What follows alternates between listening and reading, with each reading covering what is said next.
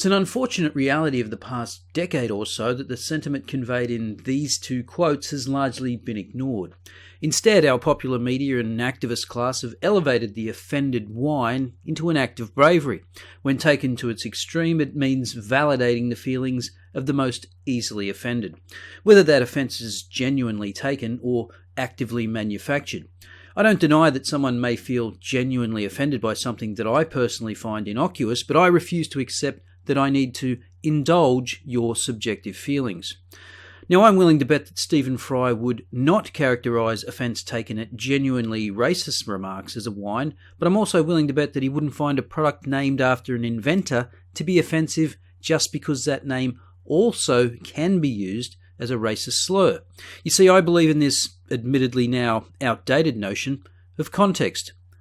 So the now defunct Coon cheese brand is the Australian trademark of a cheddar cheese produced by the Warrnambool Cheese and Butter Company. Warrnambool, for non-Australians, is a town in Victoria about 250 kilometres west of Melbourne.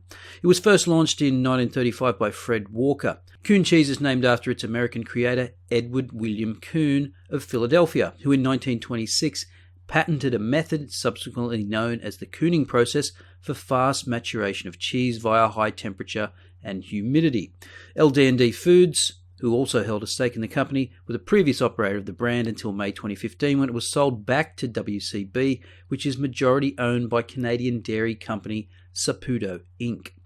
The product name, which it shares with a racial slur, was defended by previous manufacturers, Kraft and dairy farmers, despite decades-long campaigns to change it, including through challenges to the Australian Human Rights Commission in 1999 and Advertising Standards Bureau in 2001 by activist Stephen Hagan.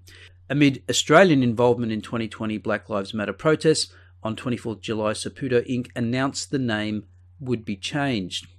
Now, the catalyst for Saputo's decision to change the name appears to be an email written by the aforementioned Dr. Stephen Hagan. From The Australian, Dr. Hagan has lobbied for more than 20 years for a change to the Coon cheese brand, which its Australian manufacturers have long argued was named after American Edward William Coon, who in 1926 patented the ripening process for the original product. Last month, Dr. Hagan wrote directly to Mr. Saputo, the grandson of company founder Giuseppe, saying Coon cheese should be consigned to the past of outdated racist brands. So it took 20 years, but Hagan finally prevailed. But is it a racist brand, or is it simply the surname of someone that invented a process for faster cheese maturation?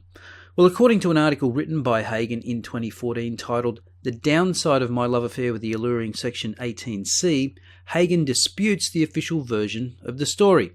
He writes, "In September 2008, I came under heavy racist attacks from sections of the public when I filed under Section 18C for dairy farmers to remove the brand of cheese called Coon, sold through food outlets.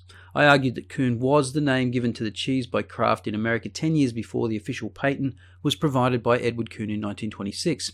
I told dairy farmers I would drop my case if they could prove the veracity of the brand's origin, i.e., show me the academic transcripts of Dr. Edward Coon qualification and his history of cheese-making publications.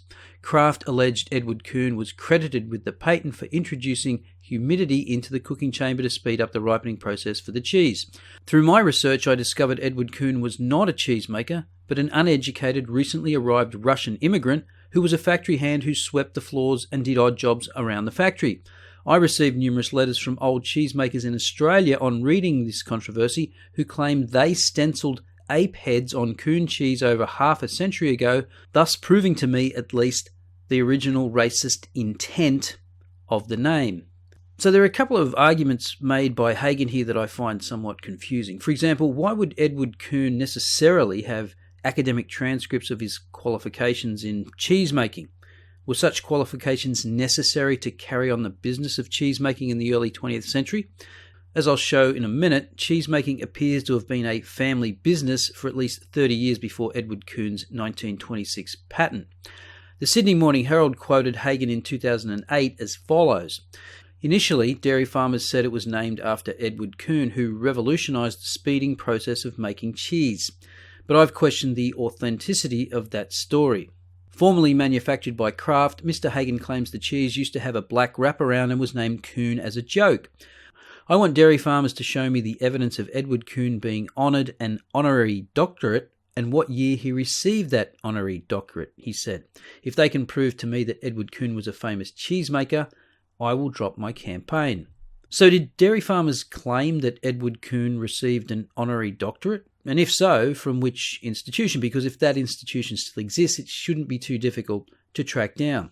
Also, if Coon were a cheesemaker, why would he necessarily have a publication history? Plenty of people that work in industry don't publish. Did dairy farmers also claim he had a publication history? Now, whilst it's hard to find any history on Edward Coon, I did find this entry on nacademia.com. E.W. Coon was the grandson of Amherst Coon, a farmer born in Russia, New York, who married Sally Betsy Treat in 1822. His sons, Madison and Ephraim, were described in 1893 as having been in the butter and cheese business together at 29 South Water Street, Philadelphia, for more than 30 years. Ephraim's son, Edward Willie Coon, was born on July 30th, 1871, and had taken out at least one cheese patent by 1912. The first of those footnotes is a reference to the official United States Patent Office Volume 181, published in 1912, and as you can see on page 535, a patent was filed in April 1911 by Edward W. Coon of Philadelphia for cheese, and subsequently published in June 1912. The second footnote links to a genealogy of the Treat, Trot and Trat families for 15 generations and 450 years in England and America. In it, it contains the family history of Edward Coon. His grandmother's maiden name, as I just mentioned, was Treat, and she married Edward Coon's grandfather, Amherst Coon, in 1822. Amherst Coon, we are told, was a farmer. One of his sons was named Ephraim, born in 1832, married in 1865, and we're told, quote, has been for over 30 years engaged in the butter and cheese business. Remember, Hagen claims in his 2014 article that Edward Coon was a recently arrived Russian immigrant, whereas the only reference to Russia in the Treat genealogy is that Edward Coon's grandfather was born in Russia, New York State. Now, we saw earlier the entry in the official US Patent Office volume filed by Coon in 1911, and here is the actual copy of the 1926 patent for the process for ripening cheese, as mentioned in the historical account of the origin of Coon cheese. So is this a case of mistaken identity? Is Hagen talking about a different Edward Coon? Hagen states in his 2014 article that his 2008 18C case was summarily dismissed by, as he claims, public servants who did very little research on the case and chose to believe a large corporation's integrity over a so-called radical black stirring up trouble. I haven't forgotten this case and will take it up as part of my postdoctoral work as soon as I submit my PhD on another subject this year. Now, I couldn't find anything Hagen has written on this issue subsequent to his 2014 article, but I'd be happy to read anything that would substantiate Hagen's historical account of Edward Coon. But in the absence of such evidence, if we accept that Coon cheese is named after the inventor of a cheese maturation process, then I think we can reject Hagen's characterization of Coon cheese as a racist brand. Remember, the first challenge to change the brand name was brought to the Human Rights Commission in 1999 and then to the Advertising Standards Board in 2001. So let's take a trip down memory lane and revisit some of the ads from this alleged racist brand.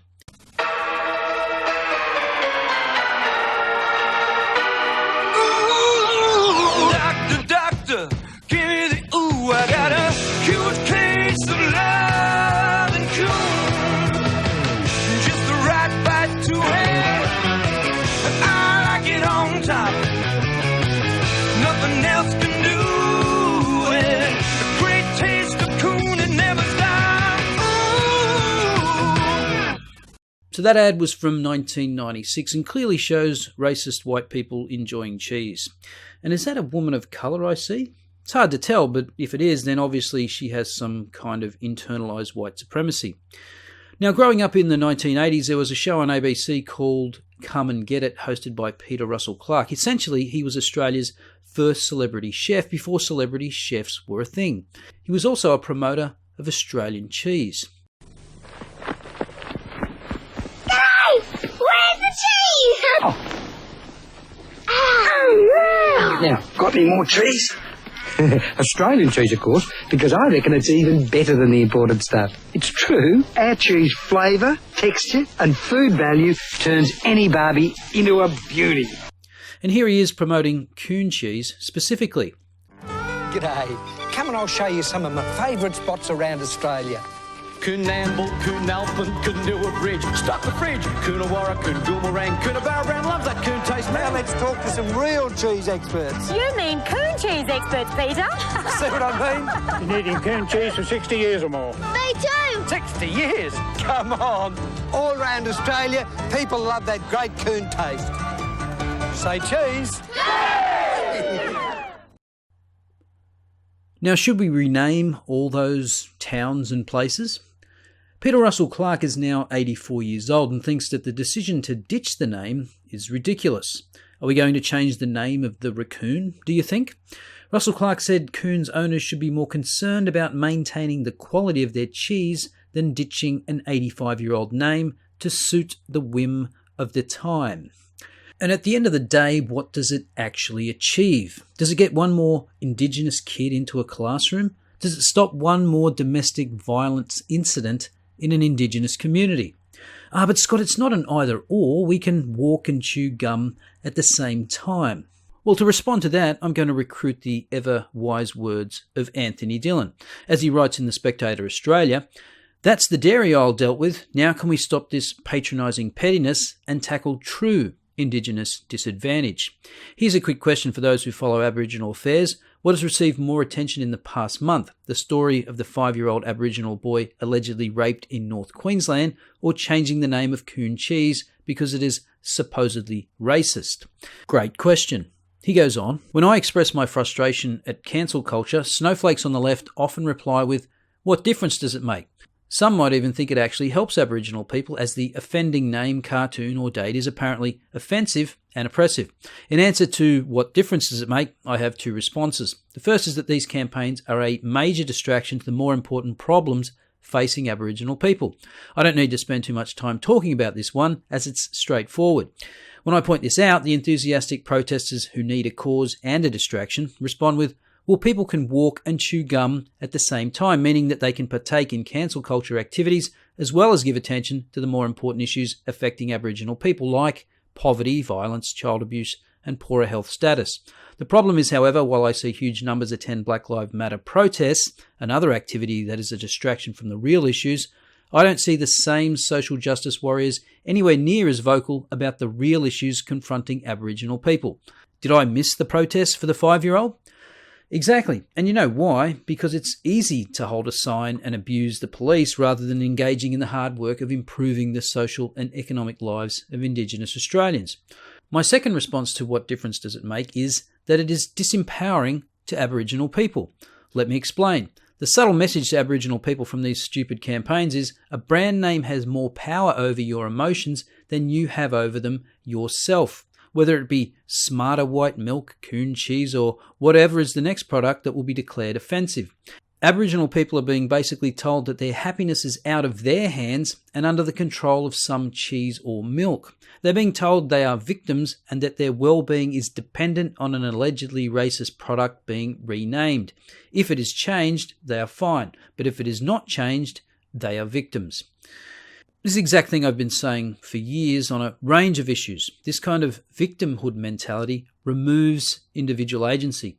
We are encouraging fragility rather than resilience, that you should expect to go through life without being offended or hear an opinion you don't like. And if you do, well, you can call on an authority figure to intervene or incite a mob to get an opinion shut down or expunge a controversial historical figure from the history pages or get a product name erased.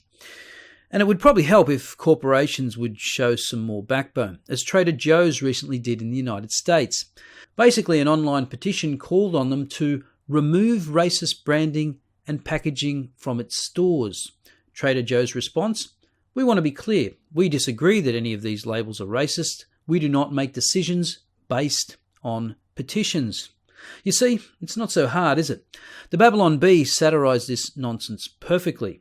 Trader Joe's makes baffling business decision to ignore angry people on the internet who don't even shop there. So how many people that are offended by Coon cheese actually buy it? And perhaps more importantly, how many buyers of Coon cheese will now not buy whatever the new brand name will be?